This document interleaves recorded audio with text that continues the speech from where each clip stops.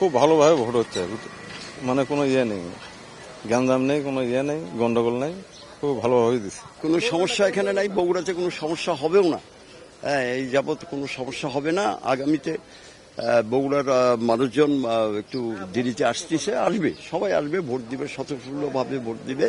আমি মনে করি যে দেশের 5ই আগস্টের পর আমার জন্ম কিন্তু 1957 সালে।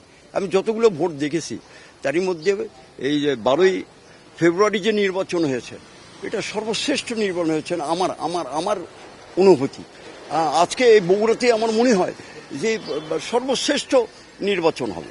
বগুড়ার মানুষ, আপনারা জানেন বগুড়ার মানুষ কাকে ভালোবাসে, কার জন্য করে, এটা তো আপনি জানেন, বলার দরকার নাই।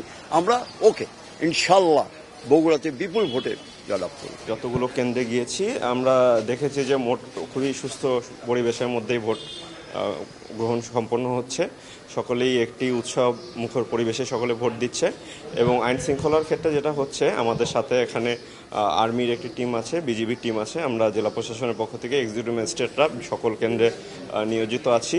আমাদের সকল প্রিজাইডিং অফিসারদের সাথে আমরা গতকালকেও আমরা টহলে ছিলাম, সকলের কাছে আমাদের নাম্বার রয়েছে, তাদের নির্দেশনা রয়েছে, যদি তারা মনে করে যে তাদের ভোট গ্রহণের ক্ষেত্রে কোনো রকম সমস্যা হতে পারে, তাদের নির্দেশনা রয়েছে, তারা আমাদেরকে ফোন দিলে আমরা ইনস্ট্যান্ট এখানে অ্যাকশন নিব।